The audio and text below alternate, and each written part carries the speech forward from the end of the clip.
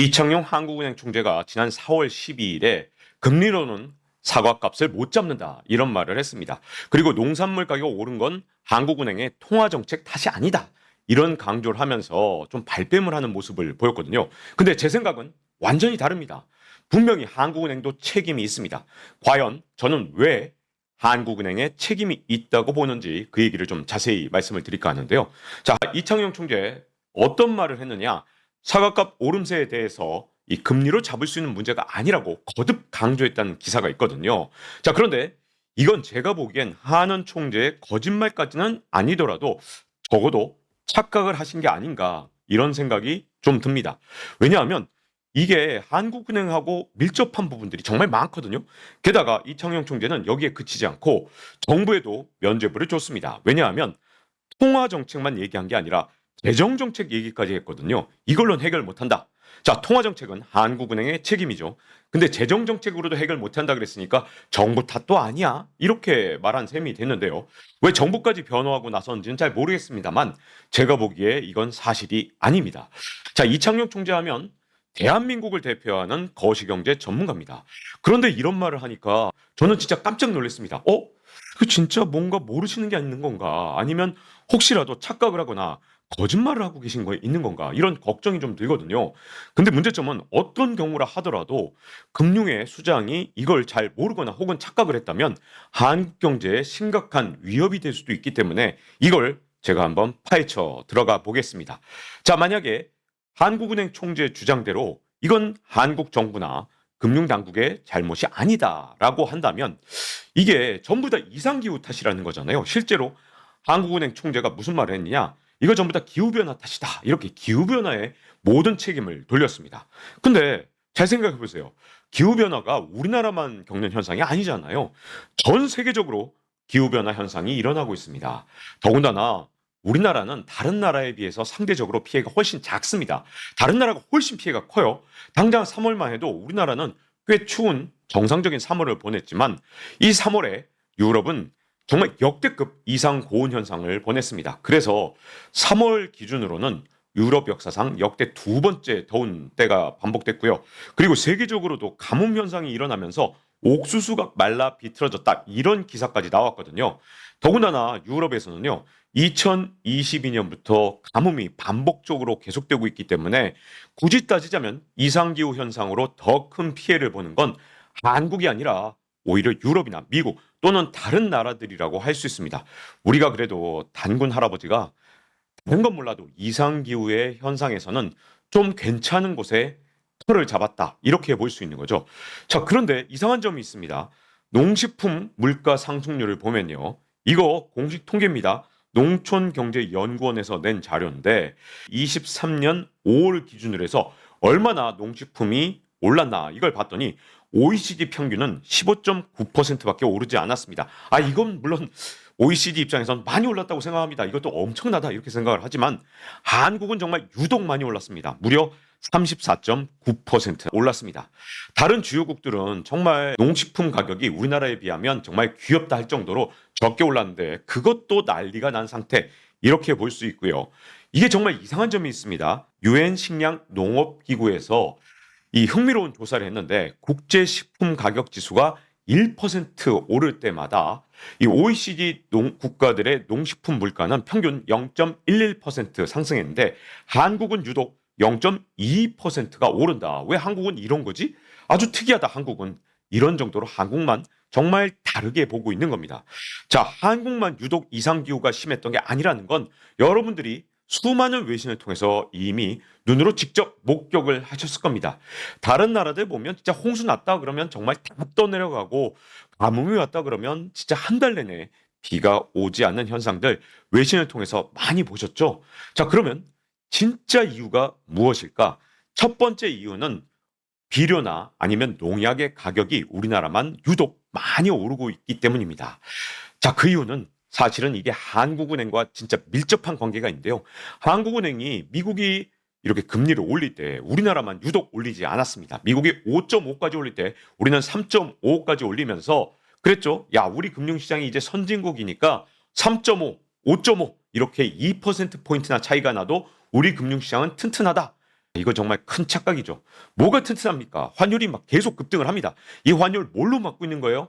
한국은행이나 금융당국에서 지금 달러 풀어서 억지로 막은 환율, 그것조차도 지금 어젯밤을 기준으로 1380원을 돌파했습니다. 자, 이렇게 환율이 급등을 하니까 비료 가격이 오르고요. 이 과정에서 자, 이게 지난해 기사인데 2023년 기사인데 비료 가격도 오르나. 그래서 2021년 8월 대비 무려 30%가 지난해 이미 올랐거든요.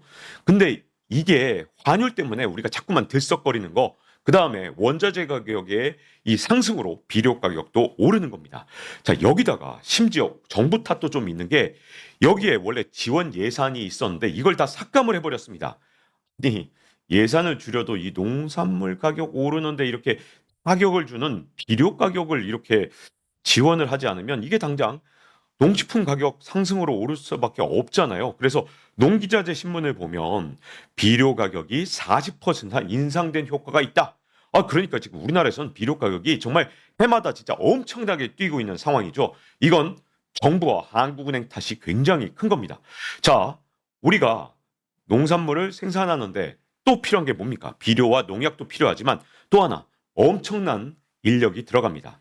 근데 한국은행이 저금리를 계속 유지하다 보니까 자, 지금 우리나라의 물가가 계속 튀는 현상이 일어났죠. 자, 물가가 다른 나라와 달리 23년 말부터 24년까지도 굉장히 많이 튀는 모습입니다. 다른 나라는 그래도 22년에 꼭지를 찍고 내려오는데 우리나라는 23년 말부터 오히려 튀고 있는 현상이 일어나고 있죠. 왜? 우리만 유독 금리를 낮춰놨기 때문에 금리가 낮아서 물가가 오르는 것도 있고요. 또 하나는 이 금리 차가 이제 시간이 점점 가면서 우리나라 환율을 자꾸만 자극해서 환율이 자꾸만 튀잖아요. 그러니까 원화 가격이 폭락을 하면서 자꾸만 물가가 오르니까 이제 인건비를 올려달라는 목소리가 정말 커졌습니다. 그래서 건설 현장에서 지금 인건비가 50% 이상 올랐다 이런 얘기가 나오잖아요.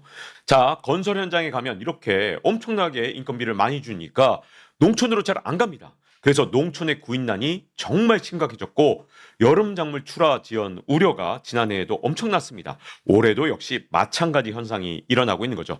이건 전부 다 한국은행의 저금리가 만든 농촌의 구인난이다. 저는 이렇게 보여집니다. 또 한 가지 문제는 인건비는커녕 비닐하우스 난방비도 못 건질 판이다. 이런 기사들이 계속 나오는데 여러분 농촌에서도 엄청나게 많은 에너지와 연료가 필요합니다. 자, 비닐하우스가 공짜로 돌아가는 게 아닙니다. 난방기도 필요하고 건조기도 필요하고 여러 가지 기계들이 필요하죠. 자, 근데 이렇게 에너지 가격이 오르고 여기다 플러스 환율까지 튀니까 수입 에너지 가격은 더 튀는 겁니다. 그러다 보니 지금 비닐하우스 난방비도 못 건지는 그런 상황이 온 거죠. 자, 한국만 농식품 가격이 다른 나라보다 훨씬 더 치솟아 오른 건 이상기후의 탓만이 결코 아닙니다. 오히려 지금 정부와 한국은행이 이상기후 탓을 하면서 자, 지금 통화정책이나 재정정책에는 책임이 없다. 이런 핑계를 대고 있는데 저는 일부분 또는 상당 부분이 한국은행과 정부의 정책의 합작품이기 때문에 책임이 상당 부분 있다고 봅니다. 그래서 사과 가격이 이렇게 오르는데 결코 나는 책임이 전혀 없다. 이렇게 한국은행이 말할 만큼 정말 자유롭지 않다. 이렇게 보여지거든요. 자, 문제는요. 지금의 이 아슬아슬한 통화 정책의 여파가 과연 농식품 가격으로 끝날 것이냐? 저는 그렇게 보지 않습니다. 문제점은 이 한국은행이 갖고 있는 정책의 여파가 이렇게 다양하게 많은 부분으로 파급 효과를 갖고 있다는 걸 한국은행이 제대로 인식을 하지 못하고 있다면 정말 심각한 거죠. 그래서 한국은행이 착각을 하고 있어도 굉장히 위험하고 또 거짓말을 하고 있어도 굉장히 위험합니다. 왜냐하면 분명히 한국은행의 탓이 있고 정부에도 탓이 있는데 아니 이 사과값 치솟는 건 통화정책의 탓이 아니다. 금리 탓이 아니다. 이렇게 단언할 수 있는 한국은행의 총재의 발언이 나올 수 있다면 이건 금융시장 전체의 여파가 얼마나 큰지를 정확하게 모르고 있는 게 아니냐. 한국은행의 통화 정책은 실물에 아주 곳곳에 정말 강력한 파급 효과를 주고요. 이게 건설 경기에도 영향을 미치고 그게 다시 금융시장을 때리는 상황이 계속 반복되고 있는데 혹시라도 만약에 모르는 것이나 아니면 또는 알고도 모른 채 하고 있는 것, 책임 회피를 하고 있는 것이라면 우리나라 금융시장에서 앞으로 연말까지 더 큰 파장이 일어났을 때 과연 제대로 대처할 수 있겠느냐? 이런 의구심이 들 수밖에 없습니다. 제발 한국은행이나 정부가 자신들이 하고 있는 행위가 지금 현재 실물 경제에 그리고 금융시장에 어떤 파급 효과를 주고 있는지, 그리고 외환시장에 어떤 영향을 줘서 지금 환율이 1380원을 돌파한 건지 이걸 좀 더 면밀하게 봤으면 좋겠고요.